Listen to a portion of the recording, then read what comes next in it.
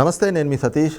YS Sharmila Andhra Pradesh రాజకీయాల్లోకి entry ఇవ్వటం మరి వైసీపీ నాయకులకి మింగుడు పడడం లేదు. ముఖ్యంగా షర్మిల పైన ఈ రోజున చేస్తున్నటువంటి వ్యాఖ్యలు కూడా అందుకు నిదర్శనంగా కనిపిస్తున్నాయనేటువంటి అభిప్రాయాలు కూడా రాజకీయ వర్గాల నుంచి వ్యక్తమవుతా ఉంది. మరి షర్మిల పైన వైఎస్ఆర్ కాంగ్రెస్ పార్టీ నాయకులు చేస్తున్నటువంటి మాటలు దాన్ని ఎలా అర్థం చేసుకోవాలి అనేటువంటి అంశాలు మనతో చర్చించేందుకు సీనియర్ జర్నలిస్ట్ డివిఎస్ గారు ఉన్నారు. సార్ నమస్కారం. నమస్తే సార్, ముఖ్యంగా ఈ రోజున షర్మిల ఆంధ్రప్రదేశ్ రాజకీయాల్లోకి ఎంట్రీ ఇచ్చారు. ప్రదేశ్ కాంగ్రెస్ పార్టీ అధ్యక్షురాలుగా బాధ్యతలు చేపట్టి ఆవిడ మొదటి ప్రసంగంలోనే ప్రభుత్వాలు అంటే గతంలో ఉన్న ప్రభుత్వాల వైఫల్యాలని గురించి కూడా ఆవిడ లేవనెత్తు మరి తన సోదరుడు జగన్మోహన్ రెడ్డి రాష్ట్రానికి చేస్తున్నటువంటి అన్యాయం, అప్పుల గురించి మాట్లాడారు.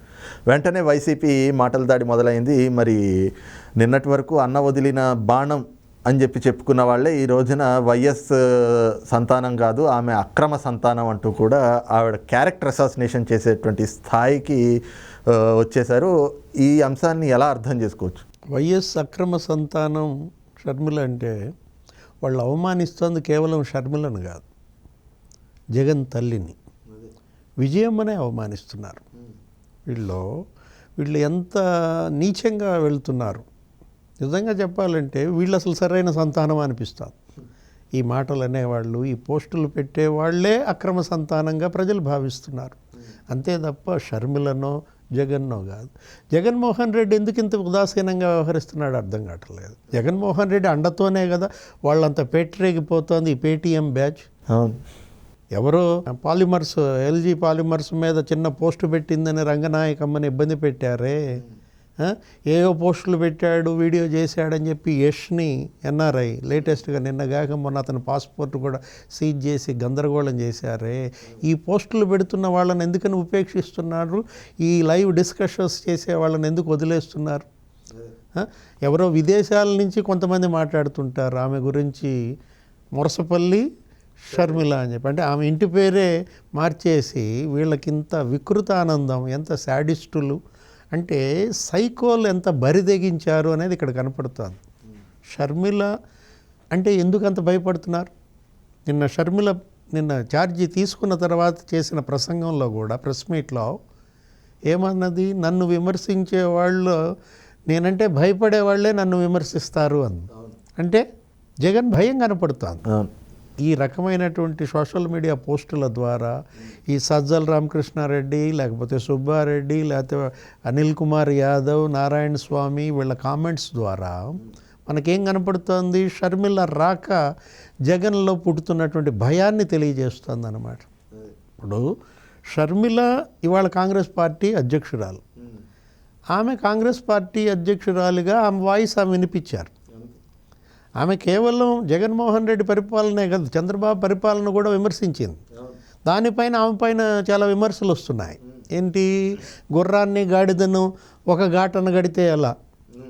ఇప్పుడు చంద్రబాబు ఇంత చేశాడు, మీరు చంద్రబాబుని జగన్ని కలిపి ఎలా విమర్శిస్తారు అని షర్మిలని ఇవాళ మరి నిలదీసే పరిస్థితి తెలుగుదేశం వాళ్ళ నుంచి. ఇప్పుడు చంద్రబాబు పోలవరం 73% కట్టాడు, జగన్మోహన్ రెడ్డి దాన్ని పడకేయించాడు. నీకు అది గైడ్ బండ్ కుంగిపోయింది, డయాఫ్రమ్ వాళ్ళు దెబ్బతింది. ఈ రెండు ఒక చోట ఎలా కలుపుతారు? ఇప్పుడు చంద్రబాబు పరిశ్రమలు తెచ్చాడు, కియా పరిశ్రమ, Foxconn, Celkon, Dixon, Franklin Templeton, ఆయన వరుస పెట్టి లిస్ట్ అంతా చదువుతాడు, నేను ఇవన్నీ తెచ్చాను అని.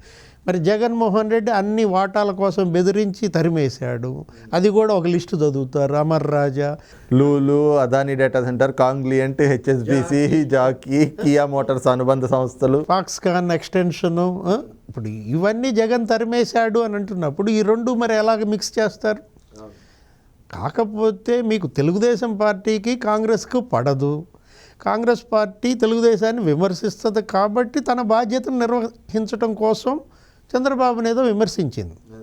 అంత మాత్రాన తెలుగుదేశం వాళ్ళంతా ఇవాళ మరి క్యూ గట్టి షర్మిలను తిట్టారా? ఇప్పుడు ఇక్కడ ఎలా అయితే జగన్ శిబిరంలో క్యూ గట్టి షర్మిలను తిడుతున్నారో అలాగే తెలుగుదేశం జనసేన కూడా తిట్టచ్చు కదా. బీజేపీ వాళ్ళు కూడా ఇవాళ తిడుతున్నారు ఎవరిని? షర్మిలని. అంటే షర్మిల రాక రెండు పార్టీల్లోనే ఉలుకు రేపుతోంది. షర్మిల ఆంధ్రప్రదేశ్లో అడుగు పెట్టడం 2 పార్టీల్లో కంపనాలు సృష్టిస్తోంది. ఏ 2? YCP, BJP. అంటే వైసీపీ, బీజేపీ ఒకటేనా? అంటే బీజేపీ బి టీం, వైసీపీ అని. ఇప్పుడు బీజేపీలో విష్ణువర్ధన్ రెడ్డి విమర్శించాడు, దినకర్ విమర్శించాడు, వరుస పెట్టి బీజేపీ అంతా షర్మిలను తిడుతోంది. అవును. ఏమని? మొన్న పిల్ల కాంగ్రెస్ బాణం, ఇప్పుడు తల్లి కాంగ్రెస్ బాణం అయిందా? ఏదో వాళ్ళు కూడా అలాగే మాట్లాడుతున్నారు. అంటే ఒక రకంగా వీళ్ళు గుమ్మడికాయ దొంగలు ఎవరంటే భుజాలు దౌడుకున్నట్టుగా షర్మిల రాక వైసీపీ శిబిరానికి, బీజేపీ శిబిరానికి కల్లోలం పుడుతోంది.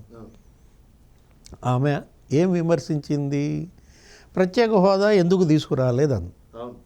అప్పుడు హోదా కోసం దీక్ష చేసావుగా జగన్ రెడ్డి, ఇప్పుడు ఉద్యమాలు ఎందుకు చేయటం లేదు అని.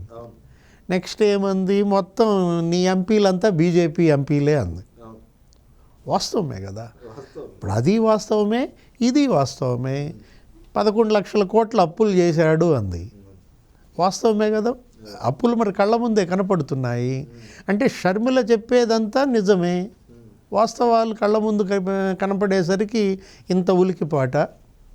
ఇంతగా ఒక మహిళను, సొంత చెల్లిని అసభ్యంగా అక్రమ సంతానం అని అనిపిస్తుంటే విజయమ్మకి ఎలా ఉంటుంది?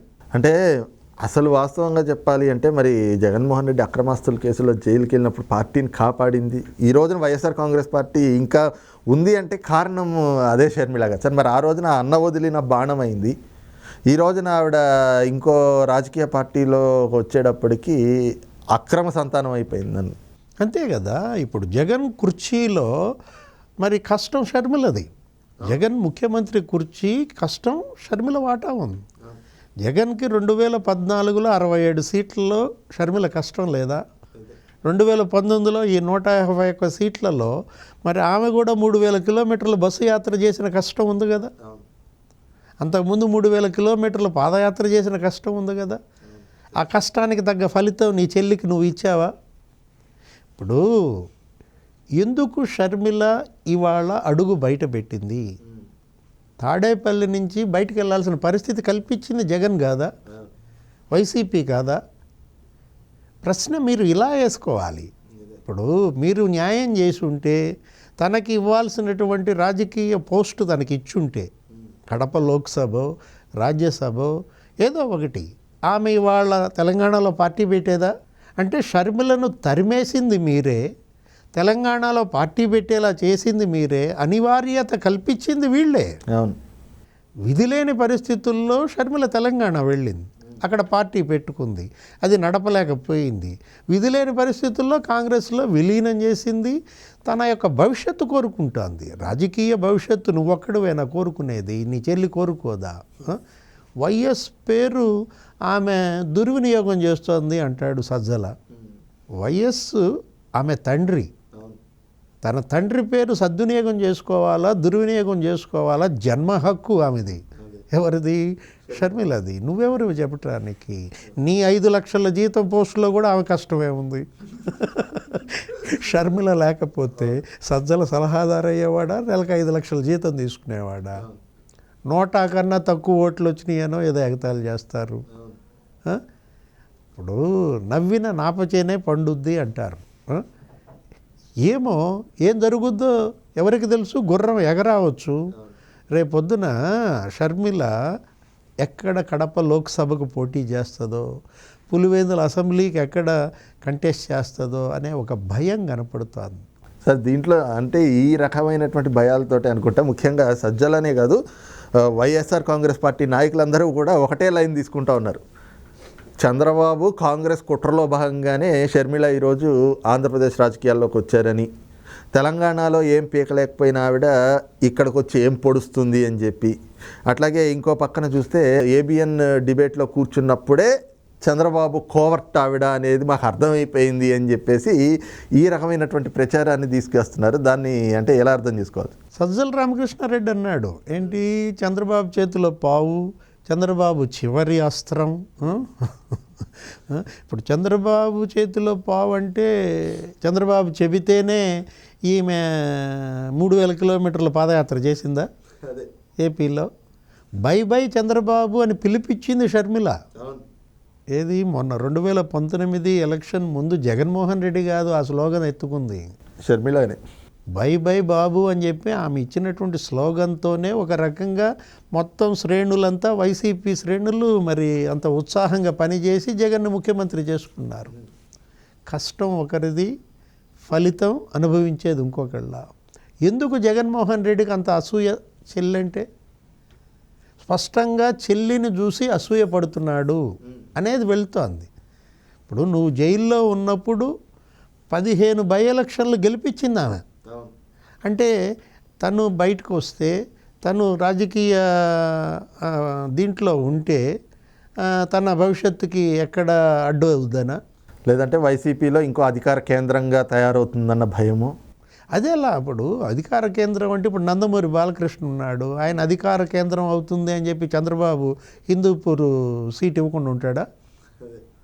పొలిట్ బ్యూరో అత్యున్నత నియామక మండలిలో ఆయన సభ్యుడు. ఎవరు? నందమూరి బాలకృష్ణ. ఇప్పుడు మరో అధికార కేంద్రం అవుతాడు అని చెప్పి లోకేష్కి మంగళగిరి సీట్ ఇవ్వకుండా వదులుతారా? ప్రూవ్ చేసుకున్నారు కదా వీళ్ళు. బాలకృష్ణ ఆయన సమర్థతను ఆయన ప్రూవ్ చేసుకున్నాడు, లోకేష్ తన సమర్థతను తను ప్రూవ్ చేసుకుని రేపు టికెట్ అడుగుతాడు మంగళగిరి. షర్మిల ఆల్రెడీ ప్రూవెన్, ఆమె నాయకత్వాన్ని ఆమె రుజువు చేసుకుంది. ఏది? ఆమె కష్టంతోనే నువ్వు ముఖ్యమంత్రి అయ్యావు. అలాంటి వ్యక్తికి కడప లోక్సభ ఇస్తే తప్పేంటి? సరే, అదే సమయంలో చూస్తే ఇక్కడ ఇప్పుడు మనం ప్రస్తావించిన అంశంలో భాగంగానే నందమూరి బాలకృష్ణ గారు తెలుగుదేశం పార్టీలో ఉన్నారు. ఆయన సోదరి దగ్గుపాటి పురంధేశ్వరి గారు మొన్నటి వరకు కాంగ్రెస్లో ఉన్నారు, ప్రస్తుతం బీజేపీ రాష్ట్ర అధ్యక్షురాలుగా ఉన్నారు.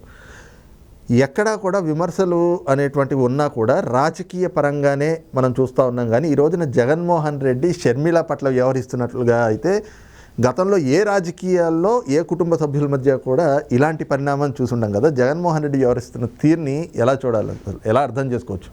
అసలు కుటుంబానికే ఇతను అనర్హుడు. ఏది? వైఎస్ కుటుంబ సభ్యుడిగా ఇవాళ జగన్మోహన్ రెడ్డి తల వంచుకోవాల్సిన పరిస్థితి, తల దించుకోవాల్సినటువంటి పరిస్థితి. వైఎస్ ఆత్మ క్షోభించే సన్నివేశం. నిజంగా వైఎస్ బతికుంటే గనక ఒక్కొక్కడికి చెమడాలు ఒలిచేవాడు. ఏది? తన కూతురు పట్ల ఈ విధంగా చేసినందుకు ఒక్కొక్కరికి చెమడాలు ఒలిచేవాళ్ళు అనమాట. ఇప్పుడు పురంధేశ్వరికి చంద్రబాబుకి విభేదాలు ఉన్నాయి, దగ్గుపాటి వెంకటేశ్వరరావు గారికి చంద్రబాబుకి విభేదాలు ఉన్నాయి.